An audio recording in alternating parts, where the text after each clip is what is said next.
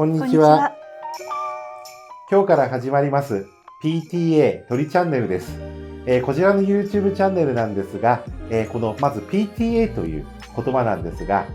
P は、飛行機を意味するプレイン、そして T は、電車、鉄道を意味するトレイン、そして A というのは、車を意味します、オートモービル。この頭文字を取って PTA、そして、航空旅行アナリスト鳥海高太郎の、普段呼ばれている、鳥ちゃんということをそのまま採用しまして PTA 鳥チャンネルということで、今日からチャンネルをスタートさせたいと思います。でこちらの、PTA 鳥チャンネルなんですが、毎週1本、エアラインニュース、そして、一つテーマを決めて深掘りする、コーナー、こちらを、毎週1本配信の方させていただきますし、それに加えて、日常の取材とか旅行で撮ってきた、例えば、航空会社の、ラウンジであったりとか、例えばそれ以外では、リニア中央新幹線、リニアモーターカーの、この取材をしてきた、試乗会に乗ってきた様子などについての、動画とか、さらにはいろいろ飛行機とか鉄道を乗りこなすための、その様々な情報などを、随時配信していきたいと思いますので、そちらも合わせて、よろしくお願いいたします。そしてこの週1回のこの、エアラインニュースの方は、今回お手伝いとして、佐久間さんの方に一緒に、やっていただくことになりました。自己紹介の方お願いいたします。では今回 MC を務めさせていただきます佐久間美穂と申します。どうぞよろしくお願いいたします。佐久間さん、飛行機乗ったりとか鉄道乗ったりとか旅行行ったりとかっていうのはどうですか？大好きなんですけれども、正直最近あんまり行けてないので行きたくてうずうずしてますね。そうですね、コロナ禍も2年半経ちましたけど、人もようやく動き出してきて、国内はかなりもうコロナ前に戻りつつありますし、海外も、9月以降、かなり自由に行けるようになったということで、そのあたりの最新情報も含めて、お話の方をしていきたいと思いますが、今回深掘りの方は、先日私が行ってきた台湾に関して、どういった手続きが必要なのか、現地の様子も含めてお話ししていきたいと思っております。それではスタートです。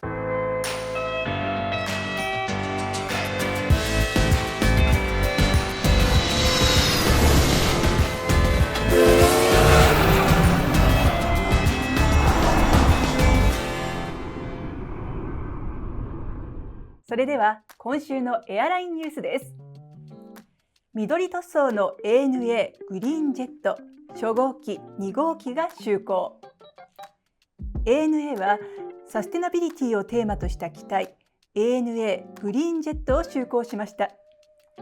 国際線に投入されるボーイング787-9型機の特別塗装機の運航を10月5日に、国内線に投入されるボーイング787-8型機の特別塗装機の運航を11月14日に開始しました。 ANA が2021年6月に立ち上げた持続可能な社会の実現と企業価値向上に向けた取り組み ANA フューチャープロミスの象徴として運航し、通常はトリトンブルーとモヒカンブルーで塗られている垂直尾翼を2種類の緑色に塗装し、機体の左側には ANA フューチャープロミスのロゴと緑の葉のモチーフ、右側には持続可能な航空燃料 SAF の活用を通じて二酸化炭素 CO2 排出量削減を目指す取り組み SAF フライトイニティアティブのロゴと水のモチーフを描いています。空気抵抗を低減して CO2 排出量を削減する効果があるというサメ肌加工の特殊なフィルムを機体に貼り付けたり、植物由来の人工皮革で作ったヘッドレストカバーを採用したりするなど、サステナビリティをテーマとした施策を取り入れています。11月14日の国内線導入時には持続可能な航空燃料 SAF を使用しました。はい、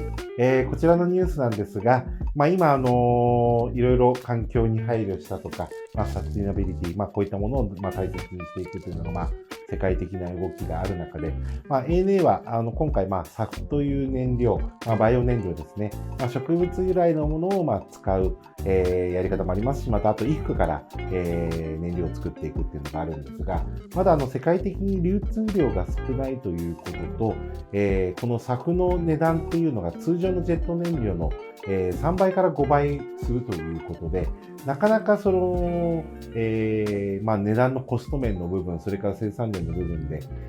一応理論的には 50% まで通常のジェット燃料に配合するということは、可能ということなのですが、まずは 10% を目指していく。で、量産始まってやっぱり価格が下がってこないというところもありますので、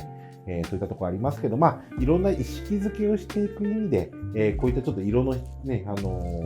変えたりとか、こういうロゴとか、機内の様子を変えることによって、皆さんの意識を高めようっていう、そういった意図もあるのではないかというふうに思うんですが、ANA、通常は青い飛行機の、ラッピングですけど、今ハワイに行くエアバスの A380 フライングホヌっていうのは、ウミガメをイメージした、ラッピングで、ブルーのものと、それから緑のものと、オレンジ。オレンジはちょっとまだ、飛んでいないんですけど、そういった形の特別塗装機ありますし、それ以外ですと、スター・ウォーズとか、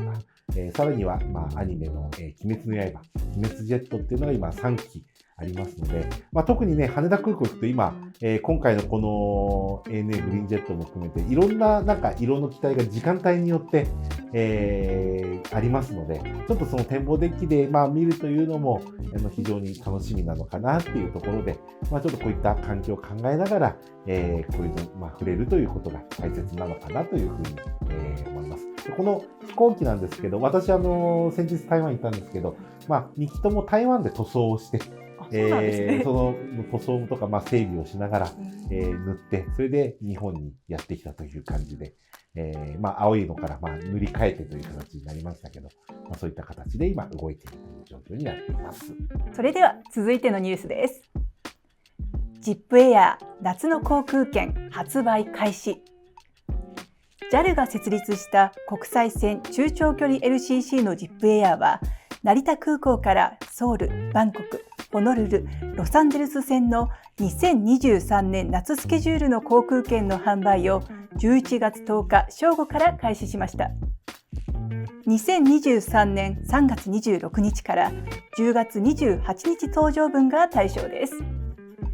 バンコク・ロサンゼルス線は1日1往復、ソウル線は週6往復、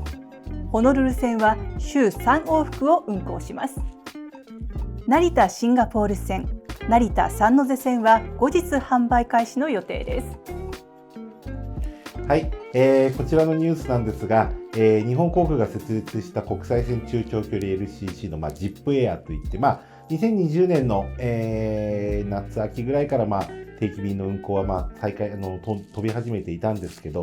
新規就航していたんですけど、2022年になってようやく、私も含めて乗れるようになったということで、この航空業界の2022年の流行語じゃないかというふうに、個人的には思っているんですけど、このジップエアは燃油サーチャージ込みで、販売されてますので、非常に価格的にリーズナブルなんですが、今飛んでる路線でいうと、特に注目はハワイ、それから、ハワイ、ホノルルですね。それとあと、アメリカ西海岸のロサンゼルス、そして12月の12日からは、シリコンバレーがあるサンノゼにも就航するんですが、今回3月の、26日以降、来年の、から10月の28日、いわゆる来年のゴールデンウィークとか夏休みの航空券の発売が開始されたんですが、今取ると、アメリカ本土、ハワイでも片道5万円以下で買える日というのもかなり、ありますので、それとあとビジネスクラスも片道10万円前後ぐらいで出てる日もありますので、そうするとLCC なんで、ワインが出てきてすごい美味しい食事が出てくるとはないんですけど、すべて機内食も実は有料で、席だけがビジネスクラスになって、ラウンジもないんですけど、有料でお金払わないとラウンジも使えないんですけど、それでも、やっぱり一度乗ると、もうこれ十分だろうって足伸ばせてっていう、ビジネスクラスなんか本当に人気がありますし、ただ一個注意しなければいけないのは、飛行機のチケットを買ってしまうと原則払い戻しができない。変更もできないということで、本当にコンサートとかスポーツのチケットを買うのと同じで、一度買ったら、基本的には払い戻せないということがあります。そういった保険によって入るで手はありますけど、ですので、もう予定決まってるんであれば、これを買う、ジップエアを上手に活用することで、円安であったりとか、この原油高に伴うこの燃油サーチャージの高騰、これにも、十分対抗できるのではないかなというふうに思います。それでは続いてのニュースです。エアドゥとソラシドエアが10月3日に経営統合し、リージョナルプラスウィングスを設立。エアドゥとソラシドエアは10月3日、共同持ち株会社リージョナルプラスウィングスを設立しました。経営の効率化により、コロナ禍で既存した財務基盤の早期回復を目指します。新会社は東京都大田区に本社を置き、資本金は1億円で、両社はブランドを維持したまま株式移転により新会社の傘下に入りました。今後、本社機能の一部を集約し、将来的には整備機能も新会社へ集約する予定です。また、業務や規定の共通化や共同調達によるスケールメリットを生かしてコスト削減と生産性向上を図り、2026年度には両社で45億円以上の協業効果を目指します。はい、こちらのニュースなんですけど、北海道に拠点を置くエアドゥ、それから、九州、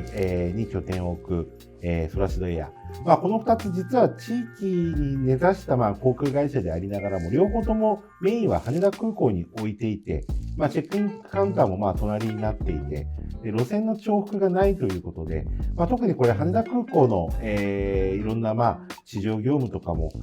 統合したりとか、あと共同調達したりとか、そういったことをすることによって、ライバルの路線がないということで、これスムーズに、動いた、両社ともコロナで大変、という状況の中で、効率化を図っていくということで、両社のそれぞれに、エアドゥもクレジットカード、ソラシドエアもクレジットカードありますけど、そういったポイントなんかも相互利用ができるような形っていうのがもう、すでに進んでいるんですが、こちらの両社っていうのはそれぞれオリジナルのドリンクサービスがありまして、エアドゥに関してはオニオンスープ、それからソラシドエアに関してはアゴユズスープというのが、これが機内でも多く頼んでいる方がいるということがあるんですけど、ドリンクで言うとちょっとこれ豆知識というか、飛行機にあまり乗られていない方ってちょっとなかなか恐縮してしまうところがあると思うんですけど、実はドリンクサービスカートで回ってきた時に1回で2杯頼んでもいいってご存知ですか？あ、そうなんですか。っていう感じですよね。当然1杯だと思ってました。1杯って思われがちなんですが、はい、例えば今回僕も11月にソラシドエア乗ってちょっと期間限定で、今回エアドゥのオニオンスープもソラシドエアの機内でも飲めるってことがあって、ちょっとやっぱり両方飲みたいなっていうことで、アゴユズスープと、オニオンスープ両方くださいっていうふうに、それ以外でもね、ネージャルでも例えばリンゴジュース、アップルジュースとお茶をくださいとか、あとお水くださいとか、そういった形で、全然一人が、2杯頼むということは、1回で頼むの全然問題ないので、もしすごい喉が渇いているとか、例えば一番は迷っている時はもう、両方頼んでしまえば、もうささっとやっていただけますので、ぜひね、そのあたりも含めて、ちょっと機内のこの無料ドリンクの頼み方っていうのも、全然話題それましたけど、やってみたいと思います。やってみていただければというふうに思います。はい。それでは続きまして、今週の深掘りのコーナーです。10月13日に解禁、台湾の今、入国審査から現地の様子、そして帰国。さあ、今回は鳥海さんが11月上旬に行かれた台湾について解説します。台湾は日本に遅れること2日、10月13日に海外からの外国人観光客を含むすべての外国人の入国後の隔離を撤廃し、コロナ前に近い形で入国が可能となりました。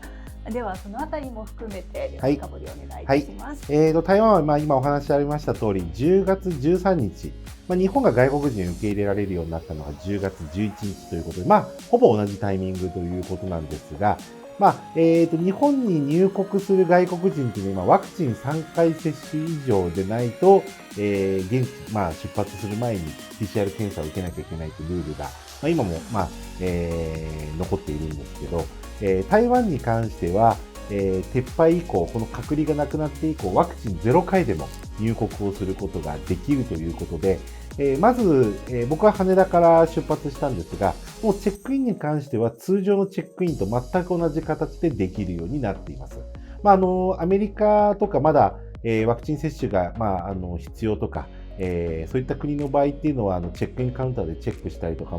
アメリカなんかは誓約書を書かなきゃいけないとか、ちょっと事務手続きの確認等もあるんですけど、台湾に関してはもうコロナ前と同じような形で出発ができて、で、3時間半ぐらいのフライトで、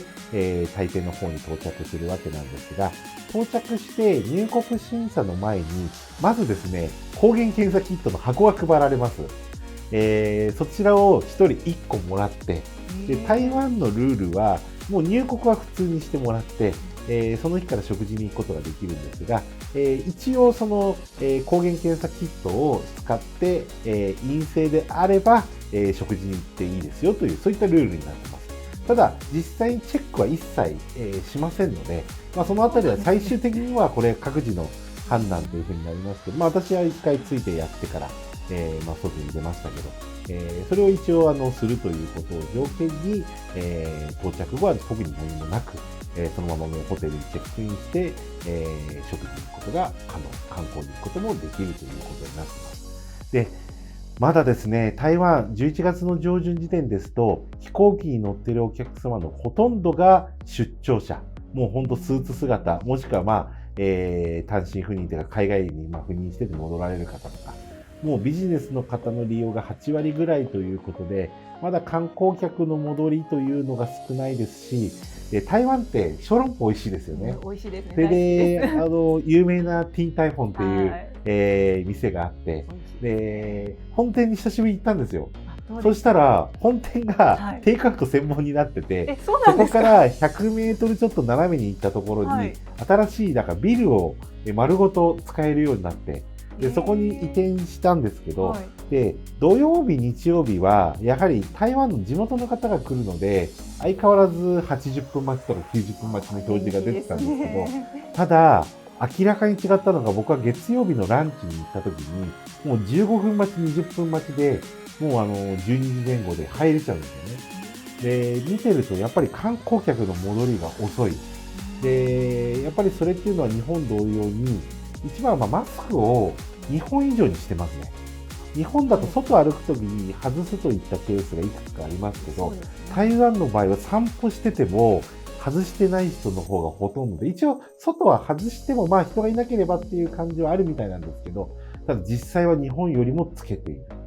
という状況があるので、逆に言うと気になるのはそのマスクをするけど、外国の欧米の人が来たらかなり大変だと思いますけど、別に日本人は、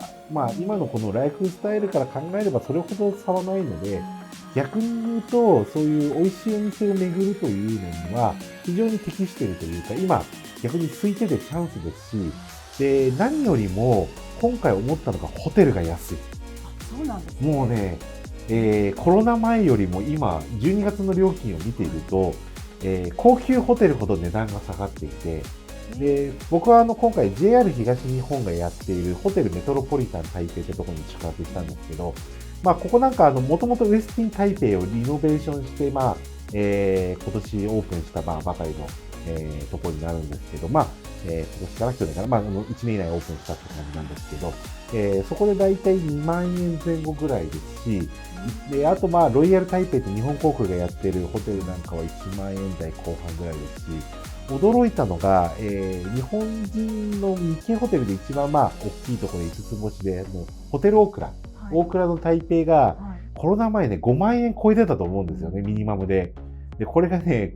12月の中旬で、11月の中旬ぐらい調べた限りで言うと、2万4000円まで下がってる。ほぼ半額ですね。ほぼ半額。それで、今回ちょっと僕、ANA の、グリーンジェットって飛行機の塗装のちょっと取材で行ったんですけど、安宿は上がってるそうです。逆に2000、3000の数のところは、なんか3000、4000、5000とかなってるそうなんですけど、高級ホテルに関しては、もう確実に、で、為替が1台湾ドルが、コロナ前で大体 3.5 円ぐらいだったのが、11月の上旬僕が行った時に 4.5 円と。だから3割ぐらい上がってるんですよ。上がってますね。でも3割上がってるのに、ホテル代はコロナ前より安い。日本円に直した時に。本当ですね。それってやっぱりまだ観光客が戻っていないっていうのがあるので、で、コロナに関してっていうの不安もほとんどないですし、台湾に住んでる方も、全然もう普通に食事来てくださいっていう、もう本当にウェルカムなものなので、そういった意味で、